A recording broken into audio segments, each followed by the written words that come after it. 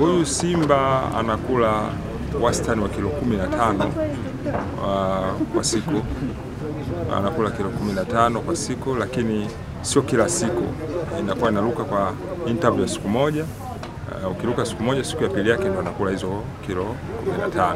Ni Daudi Tesha, afisa muhifadhi kutoka Mamlaka ya Usimamizi wa Wanyamapori TAWA, akitoa ufafanuzi kuhusu simba jike anayejulikana kwa jina la Lucy, aliyefikishwa mkoani Njombe katika uwanja wa Sabasaba kwa ajili ya maonesho kuelekea siku ya misitu duniani na siku ya upandaji wa miti kitaifa. Afisa muhifadhi amesema simba huyu anayeonekana kuwavutia wakazi wa Njombe anakula nyama wastani wa kilo 15 kwa siku, lakini pia ana tabia kubwa ya upole kutokana na maisha yake. Kwa majina naitwa Daudi Tesha, ni afisa muhifadhi kutoka TAWA. Awali ya yote niwapongeze sana wananchi wa Njombe. Kwa kweli nafurahi, wanajitahidi sana kutunza misitu na wanaonekana wana mwamko mkubwa kwenye kutunza misitu, lakini si misitu tu, nawapongeza hata kwenye swala la utalii. Inaonekana wana kiu kubwa kabisa ya kuona wanyama. Tangu tufike hapa, kwa kweli banda hili limejaa watu kweli, na hata ukienda mitaani simulizi limekuwa la kuhusiana na wanyama hao, hususan simba, tembo na wanyama wengine. Wanapenda wanyama. Kwa hiyo swala la kutunza kwa kweli ni wasihi waendelee kutunza hii misitu, lakini vile vile hata wanyama, kwa sababu faida za kuwa na wanyama na misitu inasaidia sana katika kuongeza pato, tunajua la mtu mmoja na la nchi kwa ujumla, na vile vile inasaidia kwa sababu hawa wanyama tulikuwa nao sisi tumewarithi na tutawarithisha kwa watoto wetu. Ni vizuri sana vizazi hata vinavyoendelea wapate kuwaona wanyama hawa na wajifunze mengi. Ndio urithi tulionao. Mungu ametupa urithi huu na sisi tutautunza. Simba huyu kwanza ametokea katika zoo ambayo iko mkoani Ruvuma katika mji wa Songea, ndani ya manispaa ya Songea pale. Kuna zoo inaitwa Luila Zoo. Ndio ametoka simba huyu na wanyama wengine unaowaona. Simba huyu hana madhara hapa.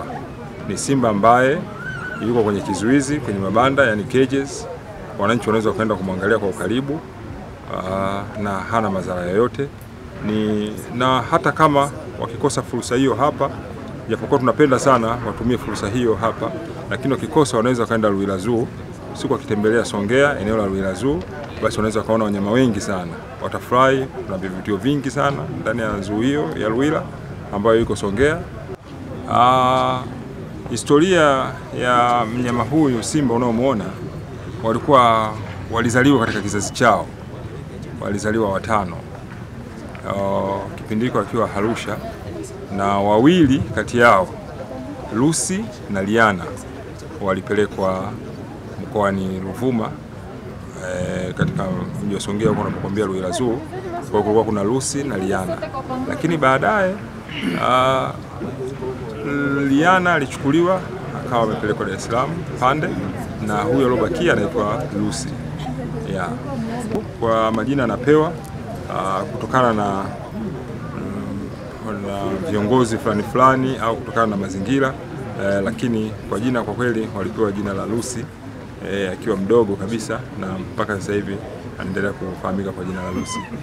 Ukali wa mnyama unatokana na mazingira aliyokuwa nayo na kutokana na jinsi alikuwa anapambana na maeneo husika. Kwa mfano, wale wanyama ambao simba alikuwa polini kabisa, amezaliwa polini, yuko polini, tunajua kwamba anakutana na vizuizi vingi, wanyama wanakutana na changamoto nyingi, na yeye ule ukali unakuwa ni kujihami. Lakini huyu mnyama tunaomzungumzia ambaye ni Lucy ni simba ambaye amezaliwa kwenye cages. Kama nilivyosema, historia ya nyuma, kuna hifadhi fulani ambayo iko Arusha, walizaliwa pale. Kwa hiyo maisha yake yote amekulia kwenye mabanda, kwenye cages, na hawajakutana na ule uadui wa wanyama wengine au binadamu ambao kumsumbua, na kwa vyovyote vile, kwa sababu usumbufu umekuwa mchache, basi naye kwa kitabia lazima anakuwa na adapt, anakuwa na tabia ambayo ya upole kiasi fulani. Huyu simba anakula wastani wa kilo 15 kwa siku. Anakula kilo 15 kwa siku, lakini sio kila siku, inakuwa inaruka kwa interval ya siku moja. Ukiruka siku moja, siku ya pili yake ndo anakula hizo kilo 15. Kwa hiyo ni simba ambaye tunamlisha nyama ya ng'ombe, nyama safi ambayo imetoka buchani kabisa au tena machinjioni na nzuri ikiwa na damu. Kwa hiyo tunamlisha nyama nzuri. Kwa hiyo wastani wa kilo 15 baada ya siku moja kuruka. Tunashukuru wizara wameamua kutuletea wanyama hai. Wengine kwa namsikia simba tu yukoje, lakini simba leo yuko hapo. Simba yuko hapo, yuko live. Njoni mumuone. Muone shughuli yake. Isiwezekana usimuuzi tukasema kinyanyuka inaweza kuwa changamoto. Usimuuzi, lakini atakuwa yuko katika maeneo haya. Pamoja na faida nyingi ambazo tunazo katika maeneo yetu. Ukipita kwenye mabanda utajifunza faida za utunzaji wa miti na misitu katika maeneo yetu. Bidhaa nyingi zilizoko hapa zimetokana na mazao ya misitu na miti. Wakati tunaendelea kumsubiria waziri mkuu, tuliamua kama mkoa tuwe na shughuli za kufanya kwenye uwanja huu. Moja wapo ni kujiona na kuona mambo yanayofanyika katika wizara yetu na kujifunza vitu vinavyofanyika. Leo nimepita pale, nilikuwa nafundishwa namna ya teknolojia ya kumkausha mnyama. Na mkipita pale mtaona mambo ni mazuri sana. Lakini ukiendelea kupita kwenye misitu hii, kuna misitu ya milingoti ambayo imeboreshwa kidogo tofauti na milingoti leo. Ndani ya miaka 7 unaivuna. Kwa hiyo niwaombe mpite, kila banda wananchi piteni, msiliache. Tunajua sisi uchumi wetu wa Wananjombe ni misitu. Ndio biashara yetu, ndio mitaji yetu, lakini ndio utajiri wetu. Na Wananjombe ni matajiri kwa sababu ya misitu. Njombe oye! Kwa msiache kupita kwenye mabanda haya.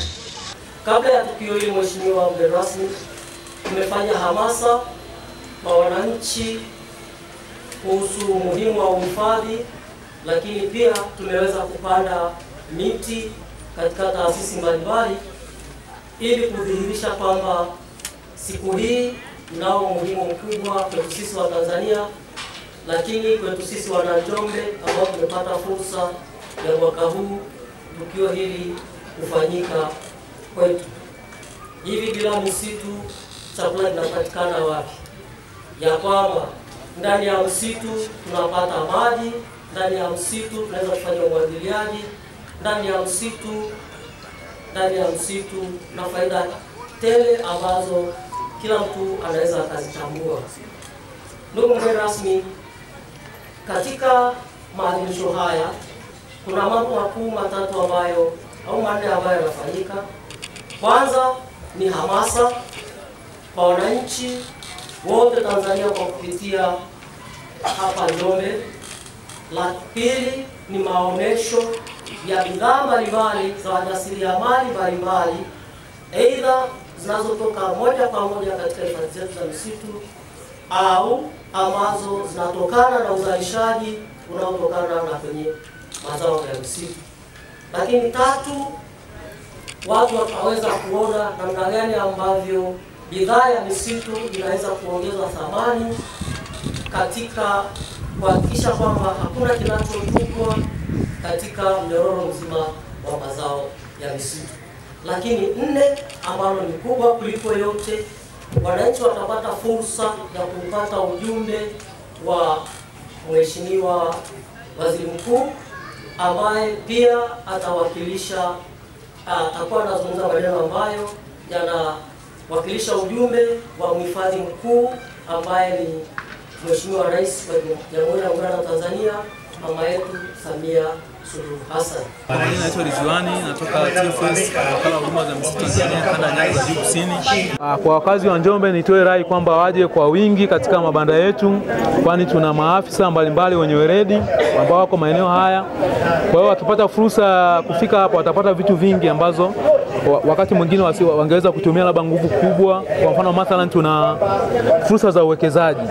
Kwa hiyo mtu akifika hapa kama anatamani kuja kuwekeza, inakuwa ni rahisi, anapata miongozo, mara moja anaanza uwekezaji wake. Kama mtu anataka kufanya biashara ya mazao ya misitu, nguzo, kuni na kadhalika, pia anaweza akaja hapa akapatiwa usajili na akaelezwa namna bora ya kufanya biashara hizo.